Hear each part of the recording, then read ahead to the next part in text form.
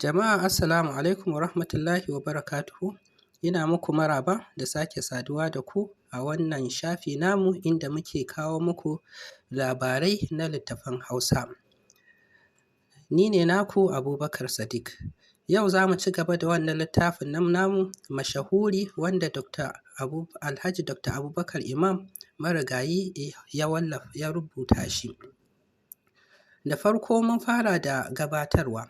A yau za mu shiga cikin littafin inda za mu fara da magana jari ce. A wani gari a ƙasashen gabas an yi wani babban sarki wanda ake kira Abdurrahman ɗan Alhaji. Rabonka da samun ko labarin mai arziki irinsa tun ɗan ƙaruna. Mutum ko gidansa ya shiga ya ga yadda aka ƙawata shi, ya ga kuma irin kayayyakin da ke ciki, sai ya riƙe baki kawai don abin ya fi gaban mamaki. Zaurukan gidan nan kuwa kai in ma mutum ya ce zai tsaya ya bayyana arzikin sarki Abdurrahman ga waɗanda ba su san abin da ake kira duniya ba, sai su yi tsammani shara ta yake yi.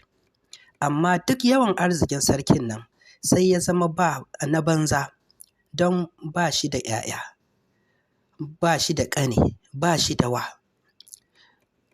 ‘Ya ɗaya kaɗai gare shi, an koyi mata aure. Saboda haka sarkin nan ya zama ba wani wanda zai gani ransa ya yi farin ciki. Fadan nan tasa duka. Ya ga in ya mutu duk dukiyan nan sai a raba a ba matarsa da ‘yarsa kaɗai. Abin da ya rage sai a sa baitulmali. Kuma sarautarsa sai wanda Allah ya ba ya ci. In ya tuna da wannan, duk sai ni'imomin duniyan nan da Allah ya ba shi su yi masa baƙi ƙirin. Ana nan ran nan sai ‘yan nan tasa ta haifi ɗa namiji. Aka yi shagali, aka sa wa yaron Mahmudu. To amma ko da yake sarki ya yi murna ƙwarai da ya sami jika, duk da haka murnarsa ragaggiya ce domin ɗan mace ba ya gado, balle har a ce ya yi sarauta. Yana nan cikin wannan baƙin ciki, sai ran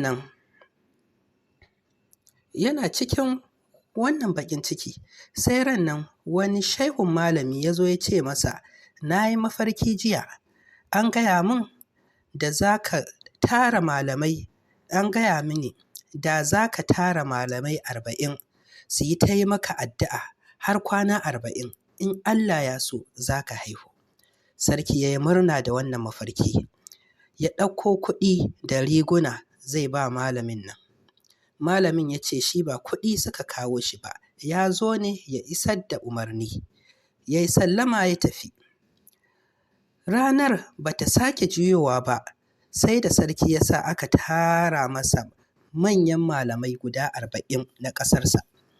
Ya gaya musu abin da yake so, suka ce, to, Allah ya karɓi roƙonmu. Mutane suka ce amin. Suka yi shiri suka shiga masallaci suka duƙa. Ubangiji ya nufe su da katari ya karɓi roƙonsu. Kwanan nan 40 ba su cika ba, sai da matar sarki ta sami ciki. Bayan wata 9 ta haifi ɗa namiji, wanda kyansa ba shi da iyaka. Shagalin da aka yi cikin ƙasar nan da farin cikin sarki bisa ga wannan al'amari, ku da kanku kun san ba shi yiwuwa a bayyana shi a cikin wannan ɗan ƙaramin littafi. Aka dai raɗa wa yaron nan suna Musa, wato tsakaninsu da jikan sarki abin bai koyi shekara ba. Sarki kuwa ya ɗauki ransa ya ƙallafa bisa kan yaron nan. Amma tsaya a kwatanta son da sarki ke wa ɗan nan nasa, abin ya zama ƙauyanci kenan. Kwanci tashi, bayan shekara 2 aka yaye yaro. Sarki kuma ya aika aka kawo jikan nan nasa Mahmudu. Aka yaye su gaba ɗaya don su riƙa wasa tare. Suka tashi sai ka ce tagwaye, ba abin da ke raba su. Da duk abin nan burin waziri, tunda sarkin nan ba shi da ɗa, namiji, in ya mutu shi ya ci sarauta. Yana Allah Allah sarki ya mutu bai haihu ba, sai Allah ya ƙaddara haihuwar wannan yaro. Tun ran da Waziri ya ji buɗar haihuwar Musa, zuciyarsa ta yi baƙi ƙirin. Daga ran nan ya zama ko mai suna Musa baya so ya gani. Ya shiga ƙulle-ƙulle kullum na yadda zai yi ya kashe Musa, ko kuwa ya sa ya bi uwa duniya. Abin ya gagara. Har yara suka yi kamar shekara 15, ko ina sarkin nan za shi da su yake zuwa. Ana nan ran nan, ina ya Allah babu ya Allah, sai Waziri ya sami wata dabara. Ya ce a ransa, alhamdulillahi, ko da yake ba yadda za a yi in sami Musa wani wuri shi kaɗai ba tare da sarki ba, balle in san abin da zan yi masa. Ai in na yi ƙoƙari na raba Musa da Mahmudu, kome ya yi kyau, domin yadda suka shaƙu haka, lalle in aka raba su hankalin Musa zai tashi. Ta wannan hanya zan san yadda zan yi in sa shi ya sulale da dare ya bi ɗan uwansa. Sai ya yi dariya, ya buga ƙafa a ƙasa. Kashegari, ko da ya tafi wajen fadanci aka fara 'yan taɗe-taɗen duniya, sai ya takalo maganar yaƙi. Ya ce, mu dai mun saki jiki da duniya yanzu, ba mu shirin komi. Sarki ya ce, me ya kawo wannan magana Waziri? Muna cikin sulhu haka, me ruwanmu da wani shirin mayaƙa? Waziri ya ce, ai ka san ba a san abin da sauran ƙasashe ke ciki ba. Gwamma ko mu zauna da shiri, don ba a fafa gora ranar tafiya. Sarki ya ce, wane shiri ya fi wanda muke da shi yanzu? Ga sarkin yaƙi, ga barde, ga madawaki, cikinsu kowanne ya yi kukan kura sai a ba shi hanya.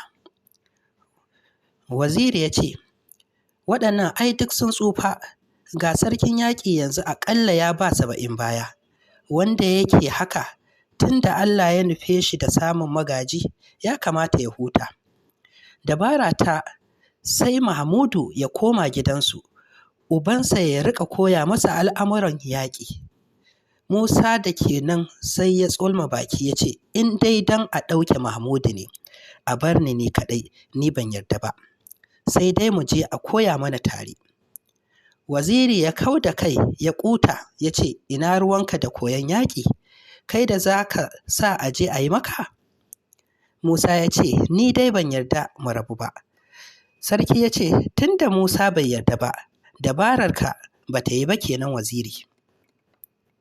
Waziri ya ɓata fuska, zai fara wata magana, sai ga wani ya zo ya faɗi gaban sarki ya ce, ga wazirin sarkin Sinari ya zo da waɗansu manyan garinsu, ya ce a yi masa iso. Sarki ya ce ya shigo. Da ya shigo ya yi gaisuwa, ya miƙa masa takarda. Magatakarda ya karɓa, ya buɗa, sai ya ga an rubuta. To jama'a, a wannan mataki za mu dakata, sai wani lokacin kuma za mu tashi a inda wazirin garin Sinari ya zo da takarda ya miƙa a karanta wa sarki.